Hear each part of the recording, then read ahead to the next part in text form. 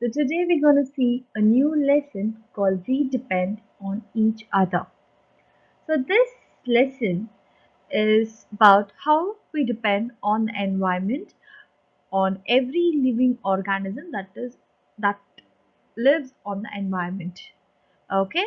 So yes. So we need many things in our environment to live, right? So we need a lot of things that surrounds us, right? For example, let it be plants, animals, air, water, and also the soil. So all these things are very essential for a human being like us to live. We need plants, animals, air, water, and soil. And all these five things are very basic, okay, because we get food from animals and the plants. Okay, we live on the land, right? We live on the soil and we need air to breathe and water to drink. So without all these things, it is very hard for us to live on earth. So we also need other things like houses, clothes, vehicles, pots and pans, and etc. and etc. We need other things that are right. We need electricity. We need all the equipments which we use, vehicles which we travel, and the house in which we live, the clothes we wear, and money, the furniture at our house, and all the tools and instruments that we use, electronic gadgets and everything else, right? So we need a lot of things to live in a good environment, right? So see, we need a house, dresses, vehicles to travel, and all necessary tools, and especially kitchen tools for cooking, right? So we need a lot of things in our life to go.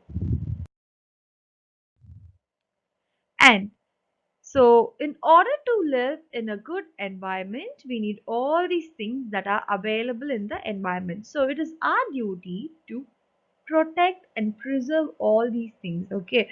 So, since we get water, we need water, we use water, right?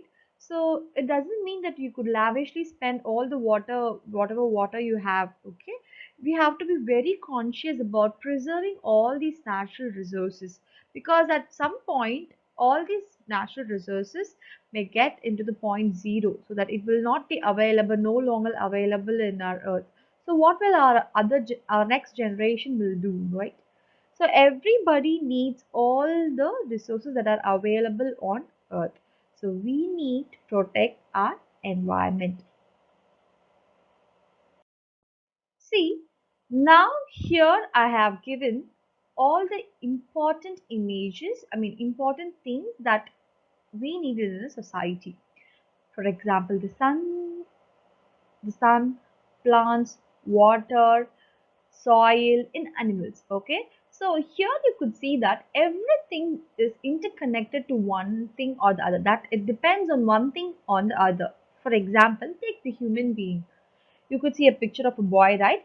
The boy needs sunlight because sunlight gives us a lot of vitamins, right?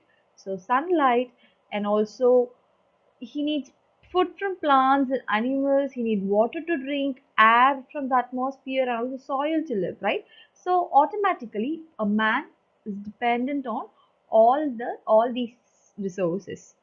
Same way, like if you take an animal, it depends the same way like on plants because an animal will eat plants. It needs water to drink.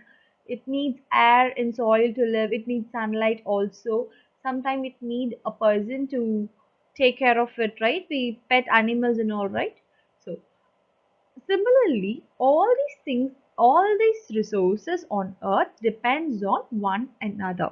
Okay, so everything is interconnected. When you see this, look at this picture, you could clearly see that everything is interconnected to one or the other. So how this looks like, children? It looks like a spider's web, right? When you see a spider's web, it will be interconnected to one and each other, right? So it will be beautifully connected, right? So therefore, this concept is also called as web of life. Okay, so this concept, that is interdependence of different living organisms and non-living organisms in the environment, is called as web of life.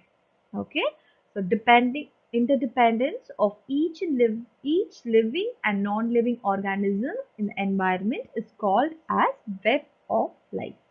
Okay, because everybody is interconnected to each other, right? So it is called as web of life. And in this video, we also going to see about a new concept called chain. Okay, food chain. What is, as soon as I say food chain, it says that food is getting connected, right? Forms like a chain, right? Yes.